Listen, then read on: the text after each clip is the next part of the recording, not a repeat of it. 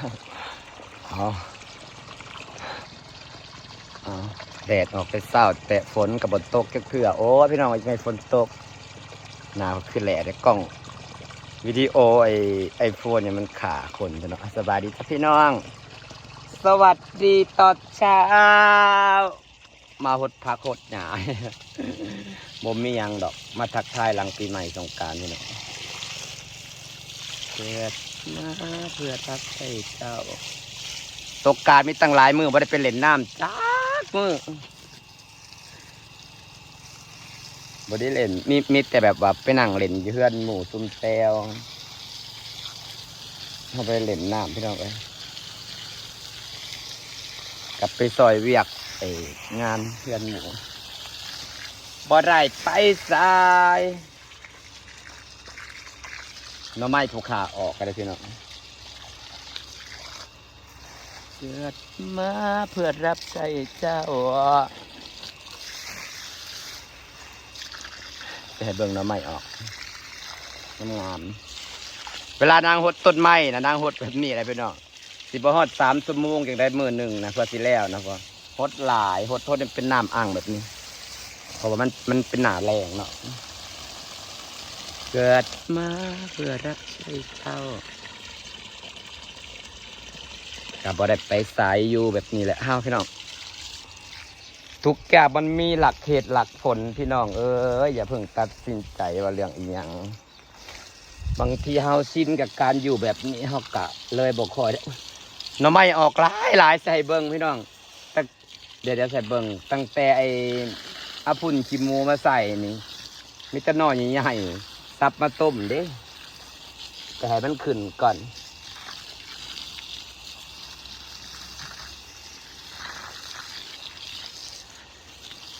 เนี่ยก้อนนี้แห้งน้อยใหญ่เดี๋ยวสิถ่ายเบิ่ง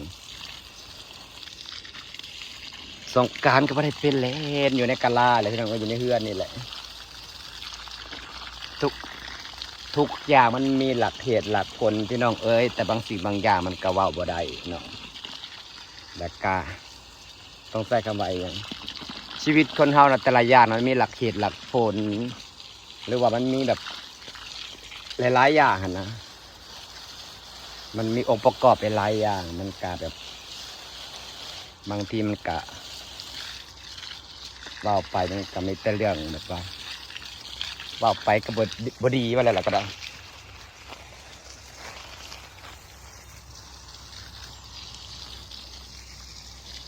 อันเดียวกับเขาสบายอย่างว่าทุกคนเลือกความสุขที่ไม่เหมือนกันเนาะบางคนอาจจะเลือกความสุขที่แบบว่าความสุขแบบที่ได้ไปเที่ยวกลางคืนสนุกสนานแบบนั้นบางคนก็ที่เราก็สุดว่าเลือกที่จะบ่ไปเที่ยวกลางคืนแต่ว่าเลือกที่จะใช้ชีวิตช้อปปิ้งอันนี้กับบางคนที่เลือกที่มีความสุขที่บ่ต้องมีหมู่แต่ก็อยู่กับธรรมชาติอีกจุดหนึ่งเนาะแล้วก็บางคนที่แบบว่าเลือกความสุขที่ต้องมีความรักฉะนั้นก็ต้องมีความหักกับจะได้สรรหาความหักมาแบบว่าจนบ่มีหลักเหตุหลักผลบางครั้งชีวิตคนเฮาพลาเลยเลือกที่จะอยู่แบบนี้เพื่อนนี่แหละบางทีกะมันเป็นความรู้สึกนะพี่น้องความรู้สึกแบบว่าจักได้มันมาบ่ถึงความรู้สึกแบบ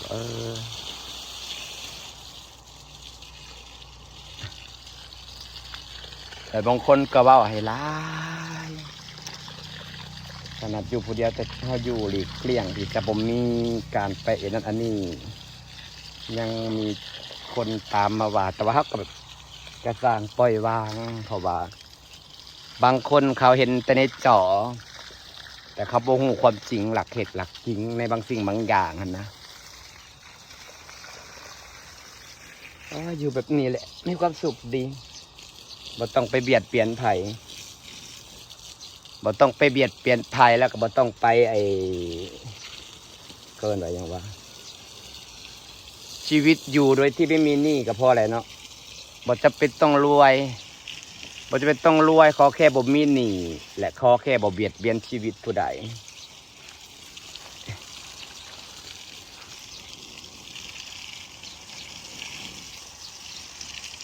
พี่น้องสื่อโซเชียลมันก็เหมือนดาบสองคมคือเขาว่าเลยเนาะมันมีสองด้านก็เหมือนกับคนเฮาก็มีหลายๆด้าน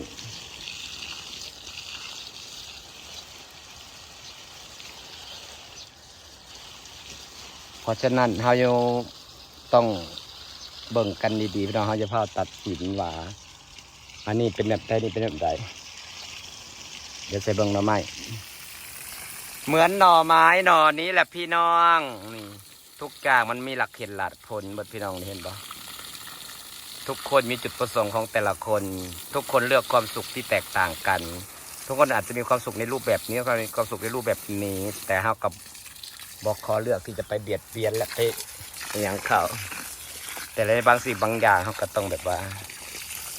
คำนวณไต่ตองโมเมนต์ว่ายังกระสิโพดโพรู้อยู่แก่ใจแต่ก็ยังสิแบบดิ้นรนคือเดียวกับแมงเมาหันแหละ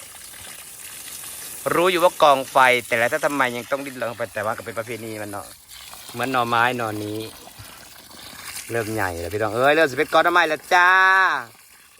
อันนี้นั่งเบาตามหลักก็เป็นจริงพี่น้องหน่อไม้หน่อนี้เนี่ยเห็นบ่นี่ดูข้างนอกนี่มันงามได้นี่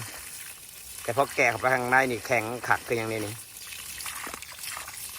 ชีวิตคนเราก็เหมือนกันเราอย่ามองคนแค่ภายนอกและอย่าติดแสนอะไรแค่ภายนอกเห็นภายนอกเขาโอ้ยแต่งตัวดูนี่นี่อะไรอย่างนี้ดูถูกที่ว่ามาน่ะนางถือดูถูกถือกัดมาเลยพี่น้องเลยเบาบางทีต้นไม้บางทีบางคนแต่งตัวดูดีพูดจาดีชีวิตสูงส่งแต่ลึกข้างในแล้วโอ้โหสุดยอดพอไปรู้ความจริงมาแล้วก็หลับก็ได้ยังไงมนุษย์เท่าพี่น้องเอ้ยเพราะฉะนั้นแล้ววิเคราะห์แยกแยะไต่ตอง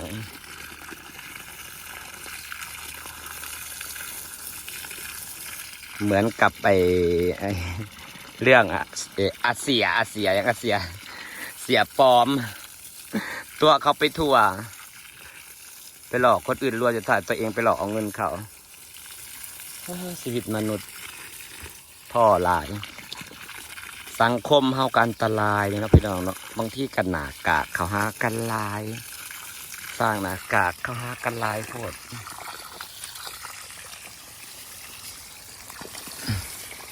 แต่ว่าคันหากินบนคมทุกผู้อื่นกับบ่ไหวเด้อนี่พี่น้องตัวอย่างออกสองหน่อพ่อหน่อมันเริ่มสิเป็นกอแล้วเนาะไม้ผูกขานะมึงเนี่ยซับไปแกงเลยมีอยู่สุกกอได้ถ้าว่ายังผิดก็ขอโทษขออภัยเด้อพี่น้องเอ้ยอยู่คนเดียวเงาก็เลยจมไปสละไปเจอบางเรื่องมากเลยอธิบายให้พี่น้องฟังทุกอย่างมันมีหลักเหตุหลักผลและมีปัจจัยเบิดนะพี่น้องว่าป่ะอันนี้ห้าขึ้นนอว้ายเดือน6ฝนตกลงมาเนี่ยข่อยก็จะได้กอดไม้ได้นี่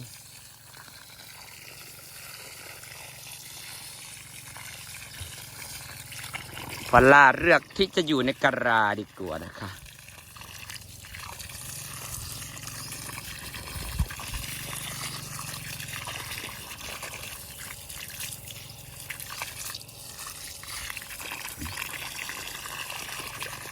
อยู่ในกะลาแหละมีความสุขที่น้องเอ้ยอยู่ผู้เดียวบ่ต้องไปวิ่งตามผู้ใดบ่ต้องไปเมื่อยเพราะคนอื่นเหนื่อยเพราะเจ้าของนี่ก็พอแหละ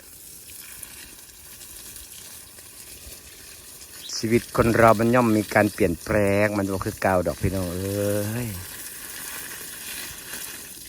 บางสิ่งบางอย่างมันเป็นแค่ภาพลวงตาก็ที่แห่งกันนอนไม่หลายได้ยังพอมันใหญ่แล้ว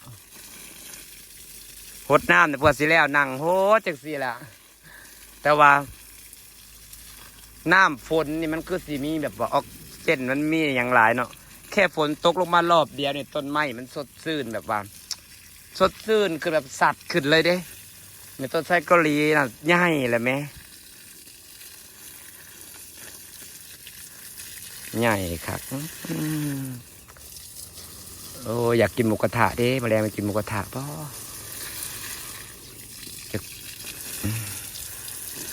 ปลากระบอกขึ้นพี่น้องแล้วปลาขึ้นจะไปถ่ายคลิปหาปลากระบอกปีซาให้เบิ่งเด้อพี่น้องเด้อปลามันบอกขึ้นมันในหอดยามมันขึ้นแล้วกับมันปีนี้ปลาบ่หลายบ่น้ำมันแบบน้ำคลองมันขึ้นมันบ่แม่นยามขึ้นก็ขึ้นนะเนาะเรื่องเสร็จลงน้ำไหม้นะมันกอใหญ่แล้วมันขึ้นนี่รอบักใหญ่ที่เรามันใหญ่ครับก็จะได้ตัดที่จะเอาไว้บ่หลายลำปีหน้าอาจจะได้ขายหน่อไม้ก็ได้จ้าพี่น้องมะฮุงก็หลายเอาไปตำซุ่มแซวเยือนหมู่พี่น้องเอ๋ยไผ่บ่เมืองเราเสาเหลียตะไผ่ดอกสีว่ามันสิโกบัตราดอกแตงสั่งหน่วยปลายต้นนี้ก็กำลังสวยคันเฮาหมักปลูกในเวลาต้นไม้เฮางามนี่มันเป็นความสุขแบบปื้มคือจังหวะปลื้มใจเลยพี่น้อง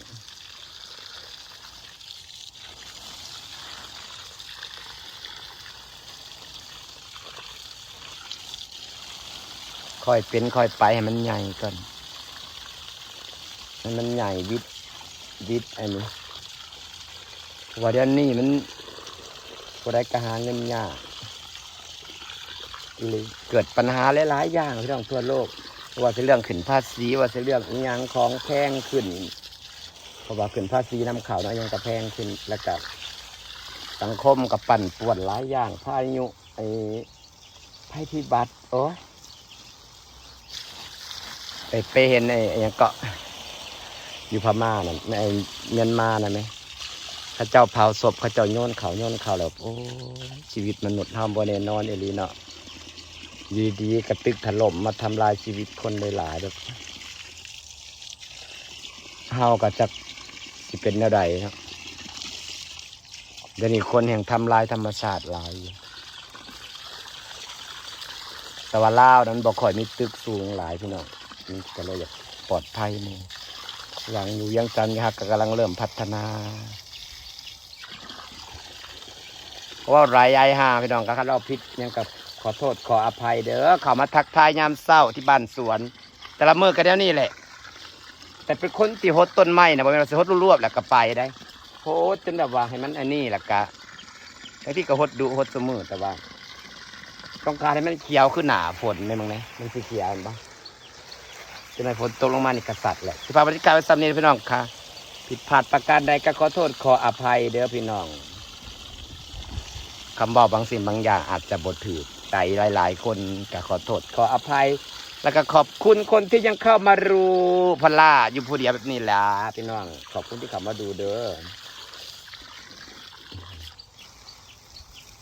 การสิ่งใดที่ไม่ได้ดังใจก็ขอโทษขออภัยล่ะพี่น้องเอ้ยทุกอย่างมันมีปัจจัยทุกอย่างมันมีหลักเหตุหลักผลของมันเพราะฉะนั้นแล้วถ้าหยุดตามหลักความเป็นจริงดีกว่าดีที่สุดโอเคสบายดีพี่น้องสู้ๆนะคะทุกคน